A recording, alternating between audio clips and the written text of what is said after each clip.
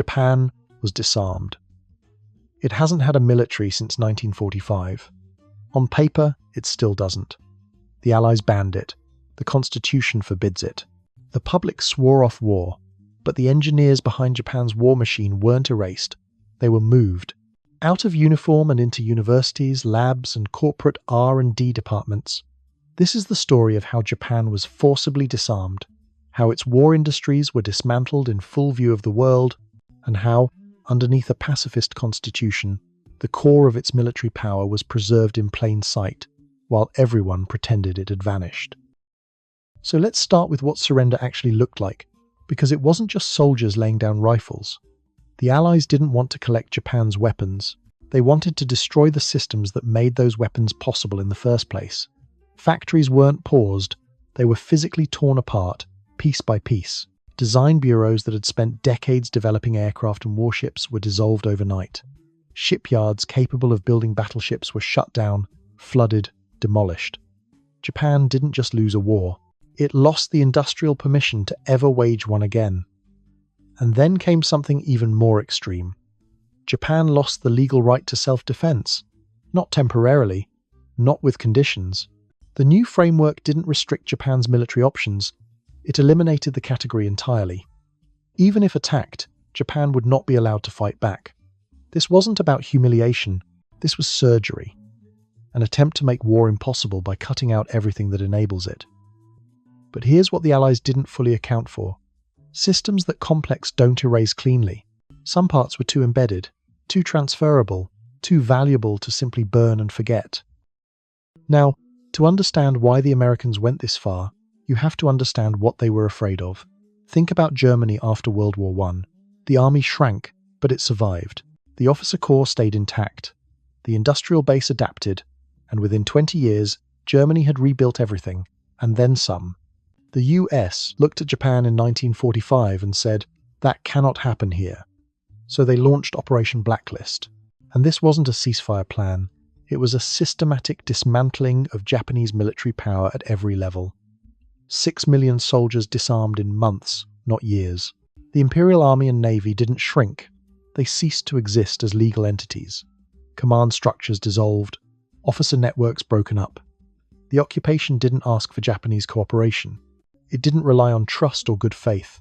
It relied on removal. And the message behind all of it was simple.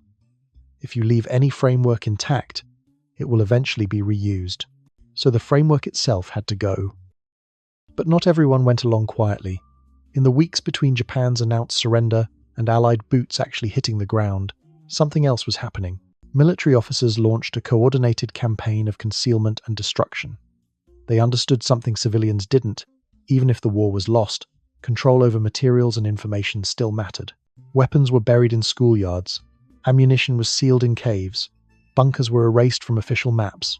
This wasn't preparation for an immediate uprising. It was insurance, hidden assets that might matter someday. And while some officers were hiding weapons, others were destroying evidence. War crime records burned by the truckload. Facilities involved in human experimentation dismantled from the inside before inspectors could arrive. Poison gas stockpiles, some of the largest in Asia, moved to remote locations and buried without documentation. This wasn't panic. It was institutional self-preservation, carried out under the cover of defeat. The goal wasn't to restart the war tomorrow. It was to make sure that nothing, and no one, could ever fully trace what had existed. Quick thing here.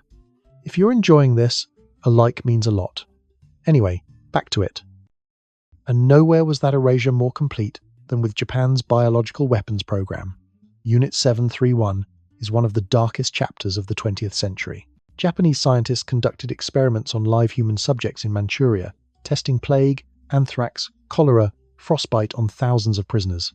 We're talking about research that makes Nazi experiments look almost conventional by comparison. If any program deserved war crimes, trials, and full public exposure, it was this one. So why were almost none of the scientists ever prosecuted? Because Unit 731 didn't wait for arrest. In the war's final days, facilities were systematically destroyed. Prisoners who could have served as witnesses were executed. Documentation was burned. By the time Allied investigators arrived, they found rubble and silence. The scientists scattered, but not into hiding. They went home to Japan. And then came the deal. American intelligence made contact with Unit 731's leadership and offered immunity. The price? Data. Years of biological warfare research that no Western nation had been willing to conduct on human subjects. Information on plague, dispersal, frostbite survival rates, disease transmission, all gathered through experiments that could never be replicated ethically. The exchange was never made public. The victims, Chinese, Korean, Russian, and others, disappeared twice, first in the laboratories, then from history. And the scientists? They resumed their careers. Some became university professors. Others joined pharmaceutical companies. A few rose to prominence in Japan's post-war medical establishment. The program vanished. The knowledge didn't. Which brings us to a question the occupation authorities had to answer very quickly. What do you do with hundreds of engineers trained to build weapons when you're no longer allowed to build weapons? The obvious answer might be prosecution. Professional exclusion at minimum. Japan chose something else entirely. Universities became the safest place to hide dangerous expertise. Military researchers were absorbed into academic departments almost overnight. A metallurgist who'd spent the war developing armor plating became a professor of materials science. An aeronautics engineer from Mitsubishi's fighter program joined a lab studying fluid dynamics. The work didn't stop. It got relabeled.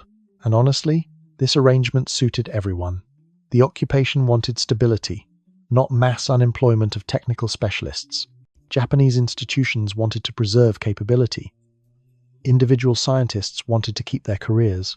So expertise migrated from military to civilian institutions, quietly, without fanfare. Universities adopted official pacifist stances.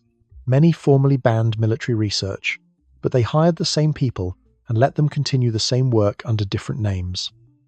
Japan didn't keep an army. It kept a memory, distributed across campuses, laboratories, and corporate research divisions. Waiting. The same logic applied to the factories. The Allies wanted to erase Japan's military-industrial capability. So how did those same factories start producing scooters and transistor radios within months of surrender? Here's the thing about a factory. It's not just a building. It's an organized system. Machinery, trained workers, supply chains, production knowledge. You can demolish the building and the system just relocates. When Allied inspectors arrived at former military plants, they often found the heavy equipment already removed or hidden. Production lines that had made aircraft components were quickly retooled for civilian goods. Same machines, same workers, same organizational logic. Only the outputs changed. Nakajima Aircraft had produced thousands of warplanes, including engines for the Zero fighter. After the war, it became Fuji Heavy Industries, which you probably know as Subaru. Mitsubishi's aircraft division pivoted to automobiles. Plants that manufactured military electronics shifted to consumer radios. This wasn't reconstruction, it was rebranding. By 1946, less than a year after surrender, factories that had been building weapons were producing scooters, sewing machines, and household goods. Using the exact same precision manufacturing techniques they'd developed for war, the industrial muscle never left. It just stopped wearing a uniform. Now, through all of this, there was one document that was supposed to make Japanese remilitarization permanently impossible: the Constitution. Article 9 is famous. It renounces war as a sovereign right. It prohibits the maintenance of military forces. It's one of the most distinctive constitutional provisions in the world. It was also written in about a week, February 1946. General MacArthur's staff produced a complete draft constitution for Japan in roughly 7 days.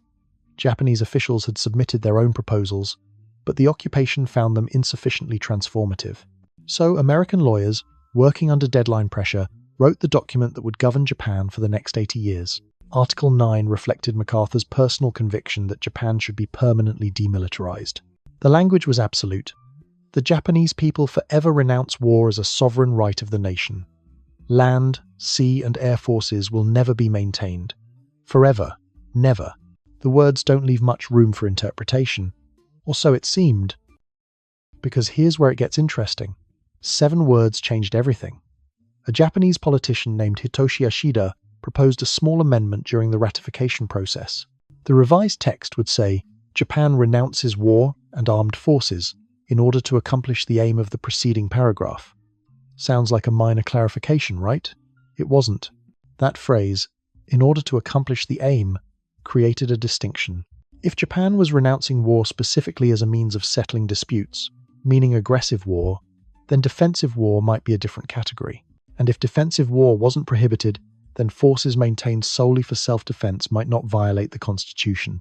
The amendment passed. The ambiguity was locked in, and Japanese lawyers would spend the next 70 years driving trucks through that loophole. But here's the twist that really shows how fast geopolitics can flip. The United States spent 5 years systematically demilitarizing Japan, breaking up the military, dismantling the factories, writing pacifism into the constitution. Then in June 1950, North Korean forces crossed the 38th parallel, and suddenly, none of that mattered anymore. Japan sits less than 200 kilometers from the Korean peninsula. American forces needed staging areas, supply lines, repair facilities, manufacturing capacity. Japan had all of this, but American policy had spent years destroying exactly those capabilities. The reversal was immediate. General MacArthur, the same MacArthur who had personally championed Japanese demilitarization, ordered the creation of a 75,000-strong national police reserve. The justification was domestic security. The reality was remilitarization under a different name. Industrial restrictions evaporated. Factories forbidden from military production received urgent contracts. Officials who had supervised dismantlement now supervised reactivation. Yesterday's defeated enemy became today's essential supplier. And Japan delivered. The numbers are striking. Japanese factories repaired roughly 65% of the vehicles used by American forces in Korea. Aircraft that might have been scrapped were refurbished and sent back into combat. Small arms production resumed at facilities supposedly converted to civilian use. Toyota, which had been struggling in the post-war period, received truck orders that transformed the company's finances. Other manufacturers got similar windfalls. The Korean War became an economic stimulus program for exactly the industries American policy had tried to eliminate. Japanese workers repaired American bombers. Japanese factories produced ammunition. Japanese ports processed military supplies. The pacifist nation had become a rear area arsenal for a war happening just across the water. The war machine didn't restart. It subcontracted. By 1952, the transformation was complete. Japan signed the Mutual Security Assistance Pact with the United States, formally establishing a defense alliance that assumed Japanese military capability. Think about that timeline. In 1947, Japan was constitutionally prohibited from any military force. By 1952, it was a formal American ally with its own armed forces. 5 years.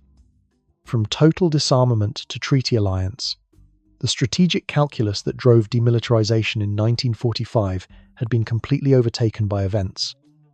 Soviet expansion in Europe, communist revolution in China, war in Korea, the pacifist Japan that American planners had designed no longer fit American needs. Japan was too important to remain unarmed, too valuable to leave idle, too strategically positioned to leave undefended. The language of punishment gave way to partnership. The restrictions weren't quietly relaxed, they were formally reversed. So when Japan created armed forces in 1954, they had an answer ready for anyone who pointed at Article 9. These aren't military forces, they're self-defense forces. Totally different thing. The organization wasn't called a military, members weren't called soldiers.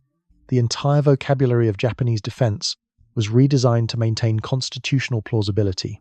Ground self-defense force instead of army, maritime self-defense force instead of navy, air self-defense force instead of air force. Traditional ranks like general and admiral were replaced with invented alternatives that avoided imperial-era terminology. The chain of command ran through civilian agencies. The original organization, the National Police Reserve, had been explicitly framed as a police auxiliary, not a military unit. Every detail was engineered to fit through the constitutional keyhole. The uniforms looked different. The org charts emphasized civilian control. Public messaging focused on disaster relief alongside territorial defense. The capability was unmistakable. The function was obvious, but the presentation was carefully designed to be deniable. Japan built armed forces while technically never admitting it had them. And here's what often gets lost in this story. Japan's post-war economic miracle wasn't some mysterious cultural phenomenon. It was engineered, often by the exact same people who had engineered the war machines. Metallurgists who developed armor alloys brought their expertise to automotive steel. Precision engineers from aircraft factories applied the same tolerances to cameras and watches. Production managers who ran munitions plants implemented identical discipline in electronics factories. The famous Japanese obsession with quality, that came from military necessity. Weapons that fail get soldiers killed. Aircraft engines that malfunction cause crashes. The zero-defect mentality that defined Japanese manufacturing had its roots in the life-or-death demands of wartime production. When American consumers started buying Japanese cars in the 1970s, they were benefiting from engineering expertise developed to build tanks and fighters in the 1940s. The lineage was direct, it just wasn't advertised. Look at the corporate names and it becomes obvious. Mitsubishi built the Zero, the fighter that attacked Pearl Harbor, that dominated Pacific air combat in the war's early years. After the war, Mitsubishi made cars, ships, and eventually returned to aerospace. The engineering culture never broke. Toyota made military trucks during the war. The post-war pivot to civilian vehicles used identical production expertise. Hitachi, Toshiba, Kawasaki, Fuji. The roster of Japan's post-war industrial giants reads like a list of wartime military contractors.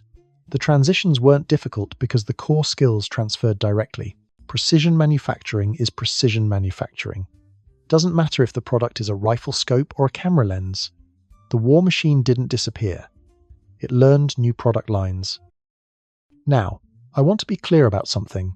The cultural shift in post-war Japan was real. The experience of total defeat, atomic bombing, and occupation produced genuine change. Millions of Japanese citizens embraced pacifism as sincere conviction, not just imposed requirement. The horrors had been too immediate, too personal. Surveys consistently showed public opposition to remilitarization. Peace education became standard in schools. That wasn't theatre, people meant it. But cultural conviction and institutional reality diverged. While the public embraced peace, the government quietly maintained capability. The self-defense forces grew more capable each decade. Budgets increased. Military cooperation with America deepened. Japanese pacifism was real. It was also useful. The peaceful image distinguished Japan from its wartime past. It reassured nervous neighbors. It maintained domestic political stability. And it allowed military development to continue without the scrutiny that explicit remilitarization would have attracted. Genuine belief. Strategic convenience. Both things were true at once. The universities show this tension perfectly. After the war, Japanese academic institutions formally committed to pacifism. Associations passed resolutions opposing military research. It reflected the genuine cultural shift. But those same universities hired researchers whose expertise came from wartime weapons programs. The knowledge in their heads didn't disappear because the institution adopted a peace resolution. They kept working, just under civilian labels. Materials science instead of armor development. Aerodynamics instead of fighter performance. The boundary between civilian and military research stayed conveniently blurry. This contradiction held stable for decades. Universities kept their pacifist credentials. Former military researchers kept their careers. Everyone pretended not to notice. Only recently has it started to fray. Rising Chinese military power, North Korean missiles, tensions over Taiwan. Pressure is growing for universities to contribute directly to defense again. The post-war compromise is eroding, but for 70 years, it preserved expertise that would have been impossible to recreate while maintaining the appearance of peace. So, here's what actually happened to Japan's military after 1945. It wasn't destroyed, it was transformed. The factories that produced weapons started producing the machinery of economic dominance, but the skills worked in both directions. The engineers who designed warplanes taught at universities that officially rejected military research. The production systems that supplied armies supplied global markets instead, but the organizational knowledge was identical. The self-defense forces grew quietly, avoiding the controversies that explicit militarization would have provoked. Legal interpretations expanded, budgets increased, technology improved. Japan didn't choose between militarism and pacifism. It found a way to maintain both, the identity of one, the capability of the other. Behind a pacifist constitution and a consumer economy, Japan preserved everything it would need to fight again. The war machine didn't die in 1945. It changed, got a new job, and waited.